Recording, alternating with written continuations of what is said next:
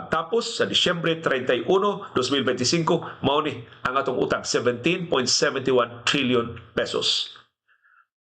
Sigon sa Bureau of Treasury, niburot ang atong utang by 1.65 trillion kung ikumpara pagtapos sa 2024 na 16.05 trillion pesos. Sa ito pa, sa usa ng katuig, ang Marcos administration ng utang og 1.65 trillion pesos sa tibok tuig sa 2025. Kung ikumpara sa atong utang sa Nobyembre sa 2025, labaw ni og 50 billion pesos. So sa usa lang ka buwan, nangutang ang Marcos administration sa buwan ng Desyembre last year og 50 billion pesos. Sa ato pa, sukad paglingkod ni Marcos sa Malacañang hangtod pagtapos sa 2025, sa unang tulo ka tuig siyang administrasyon, nakautang na siya og 4.91 trillion pesos. Gamay na kay sukli, 5 trilyones pesos ang iyang utang sa unang tulo ka tuig pa lang sa iyang administrasyon.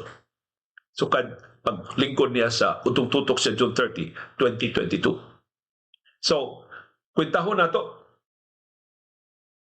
Ang 17.71 trillion pesos na utang i-divided by nato sa 115 million Filipinos. Apin ang bago na nga tao nga mga bata karon diya Cebu Maternity Hospital.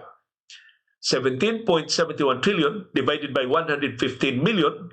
Sa ato pa, kada usa na to, hasta mga bata mo pa'y pag-uha, utangan og 154,000 pesos.